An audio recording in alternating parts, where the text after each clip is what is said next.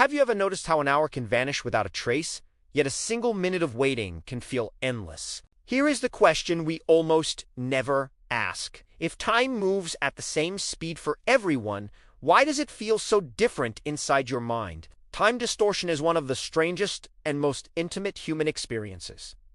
You cannot see it. You cannot measure it with a clock, yet you feel it constantly. Time stretches when you are bored, anxious, or afraid. It collapses when you are absorbed, joyful, or deeply focused. This alone should make us question a simple assumption. Maybe time is not just something you move through. Maybe it is something your mind creates. From a scientific standpoint, time perception is not handled by a single clock in the brain. It is an emergent process influenced by attention, memory, emotion, and expectation. When you pay close attention to something, your brain records more details. When more details are recorded, the experience feels longer in hindsight. When attention is low and fewer memories are formed, time seems to disappear. This is why childhood feels long and adulthood feels fast. Not because time accelerates, but because novelty fades. As a child, almost everything is new. New places, new emotions, new rules. Your brain captures these moments densely, storing rich memories. Looking back, your childhood appears long and expansive. As an adult, routines dominate, days blur. Fewer memories are formed.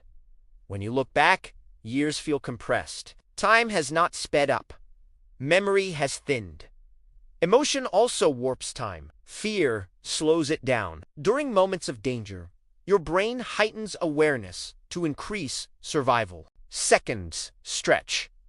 Details sharpen. Many people report time slowing during accidents or near misses. The brain floods with stress hormones, increasing sensory intake. More information equals the feeling of more time. On the other hand, joy and immersion compress time. When you are fully engaged, the brain reduces self-monitoring. You stop checking the clock, you stop tracking yourself. Time passes unnoticed. Later, you wonder where it went. The phrase "time flies when you are having fun" is not poetic. It is neurological, but these explanations only address how time feels. They do not answer the deeper question: why does time feel so closely tied to who you are? Why does your sense of self change the way time moves? Why does time slow when you suffer and speed up when you are distracted? Philosophers have long questioned whether time exists independently of human experience. St. Augustine famously admitted that he knew what time was until someone asked him to explain it. Then it dissolved. Past and future do not exist in the present moment. The past is memory. The future is expectation. The only thing that exists now is awareness. From this view, time distortion is not an error. It is a feature. Your mind is not measuring time. It is constructing it. Time is not something you passively observe. It is something you actively interpret. This raises an unsettling possibility. If time is shaped by attention, then how you live determines how much time you feel you have lived. A distracted life is not just unfocused, it is shorter. A mindful life is not just calmer, it is longer. There is also a psychological reason time feels faster as you age. Responsibility increases. Pressure increases. Attention shifts outward. You spend more time managing consequences and less time noticing experience. The present moment shrinks. When the present shrinks, life feels like it is rushing by. Modern life intensifies this effect. Constant stimulation fragments attention. Notifications pull you from moment to moment. Each interruption resets awareness. You are always reacting, rarely inhabiting. When attention is divided, memory formation weakens. Days feel empty. Weeks disappear. This creates a strange contradiction. People feel busier than ever, yet life feels shorter than ever. They do more, but remember less. Time distortion becomes time erosion. There is also a deeper emotional layer. People often want time to slow down, But they also want to escape the present. They wish moments away while simultaneously fearing how fast life is passing.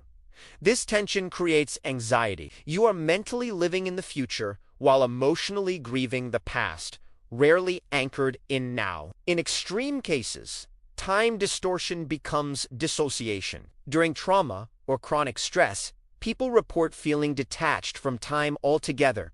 Moments feel unreal. Time feels flat or distorted. This is the mind protecting itself by disconnecting from overwhelming experience.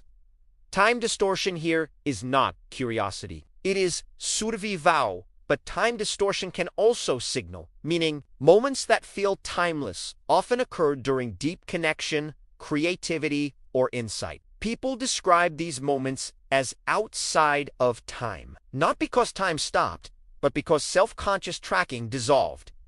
The clock disappeared. Only experience remained. Mystical traditions describe this as presence. Modern psychology calls it flow. Different languages, same experience. When the mind stops dividing time into before and after, life feels fuller. Not longer, fuller. This leads to a question most people avoid. If your experience of time depends on attention, how much of your life are you actually living? And how much are you skipping through without noticing? Look at a typical day. How many moments do you fully inhabit? How many are rushed? How many are filled with anticipation for something else? If time is built from awareness, then distraction is not just a habit. It is a form of time loss. There is also the fear of time itself. People fear aging. They fear running out of time. But often, what they fear is not the end. It is the feeling that time was wasted, that life passed unnoticed, that moments were traded for noise. Time distortion exposes this fear. When time speeds up, it feels like life slipping away. When it slows down, it feels heavy and inescapable. Both extremes can be uncomfortable, but both reveal the same truth. Time is not neutral. It responds to how you relate to it. So what do you do with this knowledge? You cannot slow the clock. You cannot stop aging, but you can change how you inhabit time. Attention expands experience. Presence deepens memory. Reflection gives shape to passing moments. You do not need to escape time distortion. You need to understand it. When time feels fast, ask what you are not noticing.